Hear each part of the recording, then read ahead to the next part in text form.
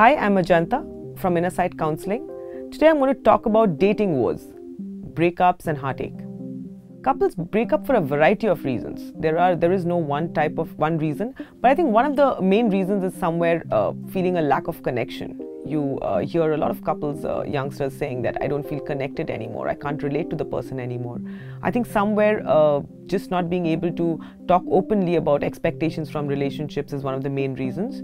The other is, I think, lack of honesty, lack of transparency in relationships, complete sometimes ignorance about what really are the other person's needs or expectations in a relationship. So these, I would say, are the primary reasons for breakups in dating relationships. I think rejection is one emotion which is never easy to deal with. Just remember that rejection is about loss. It's about rejection is related to loss. It's related to grief. So it needs time, it needs some amount of processing to get over that. I think rejection, sometimes one tends to personalize a lot. So it's not that the relationship got over, it translates, or I hear it as that I'm not good enough, or there is something wrong with me, I'm not able to sustain relationships, no one wants to be with me. It becomes about me versus that the relationship may not have worked out due to several reasons. But I think, so rejection, I think there is a lot of self-pity, there is a lot of feelings of inadequacy, feelings of, this will never get over. I think there is a process of going through it. I think one of the things that I would actually like to talk about is don't try too hard to snap out of it. I think that's when one gets into rebound behavior, that I need to snap out because I'm not somebody who wants to indulge in self-pity. So I think don't be in a hurry to snap out. I think work through it, see it for what it was. And I'm going to use a cliche, don't cry that it's over, smile that it happened. So I think one needs to get in touch with one's support system. And most of us, by the time we are adults, do have good support systems. You have friends, you have colleagues, you have cousins, you have family. You have a whole lot of support system who are there. You just need to reach out.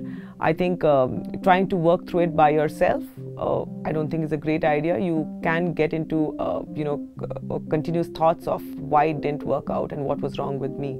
It's important to surround yourself with people who love you, people who support you. And I think that's one great way of actually sort of coping with heartache.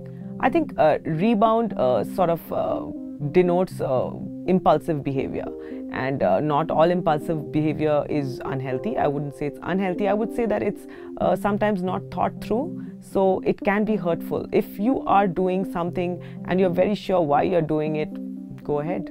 But I think most of the times rebound tends to be more about hitting out at the other person, and it never really achieves that. It sort of ends up hurting you. So just be careful when you run the rebound.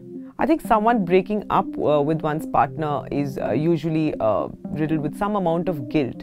I think the first step is that when you've decided to initiate a breakup, most often your partner has sensed it. Sometimes your partner is completely clueless.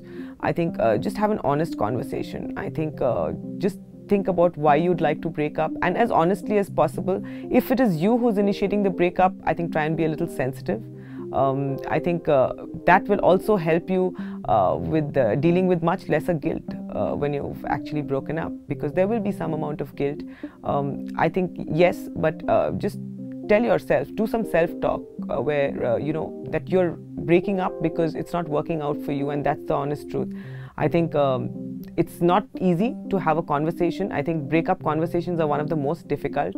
Just be honest, be true, just be honest to yourself first and then to your partner. I think that's the way to go. So can exes be friends? Sometimes, immediately after a breakup, maybe not. I think it's a little too close for comfort at that point. So maybe it's a good idea to maintain some distance. But if the relationship breakup has been amicable, then yes, of course, you can be friends. So this was about dating woes, heartache. If you'd like to know more about relationships, do tune in to MDill or subscribe to the channel.